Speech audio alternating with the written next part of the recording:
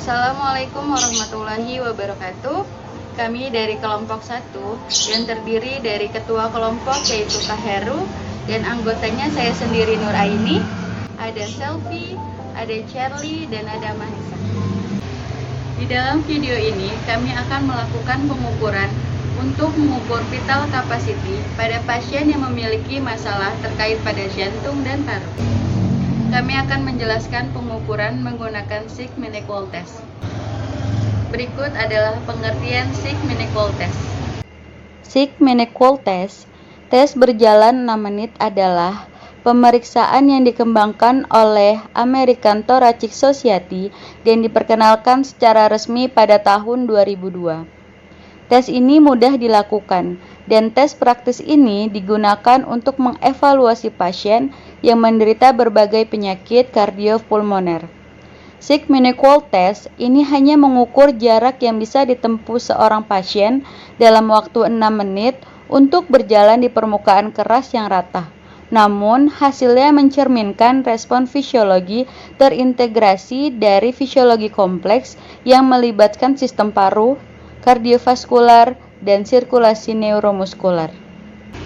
Adapun penjelasan lebih lanjutnya akan dijelaskan oleh rekan saya Selfie.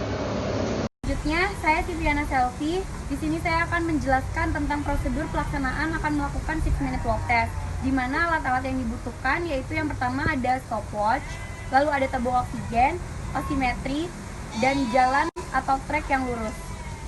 Instruksinya, yang pertama meminta pasien untuk berjalan selama 6 menit, berjalan santai atau berjalan dengan tidak terburu-buru, berjalan seperti biasanya, dan nanti akan diberikan aba-aba untuk memulai perjalanan, dan nanti juga akan diinstruksikan kembali untuk berhenti.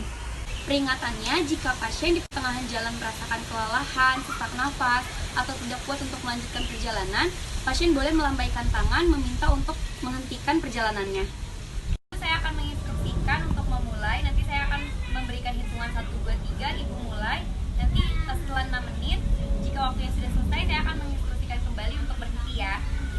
3, 2, 1, berjalan seperti biasa Bu.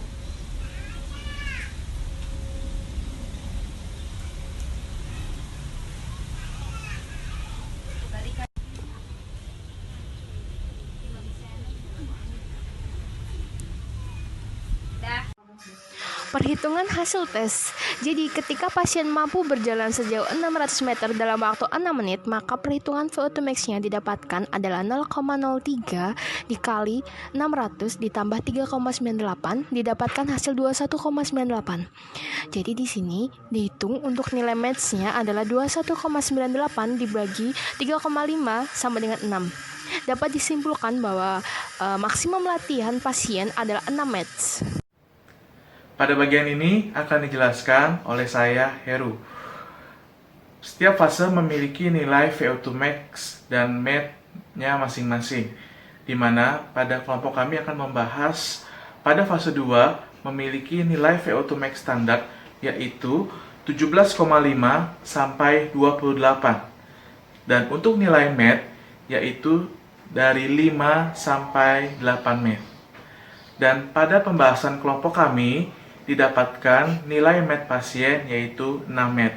Berarti dalam kategori pasien sudah mencapai MET yang standar. Kemudian dalam fase 2 juga ada perlu hal yang diketahui, yaitu fase di mana faktor resiko pasien harus terkontrol dan minimal pasien mampu berjalan selama 6 menit dan memiliki nilai MET yaitu 6 MET. Dan untuk penjelasan latihan-latihan apa saja yang akan dilakukan di setiap fasenya, khususnya di fase 2, akan dijelaskan oleh rekan saya, Mahesa. Terima kasih. Selanjutnya, saya Rahma Maisa Rukmana. Di sini saya akan menjelaskan tentang intervensi fase 2. Intervensi pada fase kedua dapat diberikan secara progresif dan dapat dalam bentuk memodifikasi bentuk latihan. Misalnya pada latihan deep breathing exercise, yaitu dengan jumlah latihan nafas yang ditambah atau repetisi yang lebih sedikit, atau lebih dalam dengan ekspirasi yang lebih lama. Pada fase kedua, jumlah gerakan sendi ditingkatkan dan perlu diperhatikan prinsip nafas. Jangan menimbulkan latihan dengan menahan nafas. Jadi prinsipnya ialah menimbulkan kompresi toraks disertai ekspirasi dan meningkatkan ventilasi dengan disertai inspirasi. Contohnya, pada posisi pasien terlentang, lakukan gerakan abduksi shoulder disertai inspirasi dan lakukan adduksi shoulder disertai ekspirasi. Pada saat hip dan knee fleksi disertai dengan ekspirasi, sedangkan pada saat knee dan hip ekstensi disertai dengan inspirasi. Hindari kontraksi isometrik dan tahan nafas. Berikut adalah poin-poin yang perlu diperhatikan.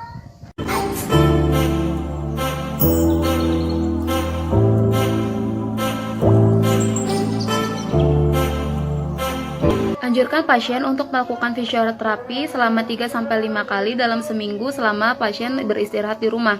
Lalu hubungi fisioterapi atau bagian bedah jika terdapat keluhan yang tidak lazim.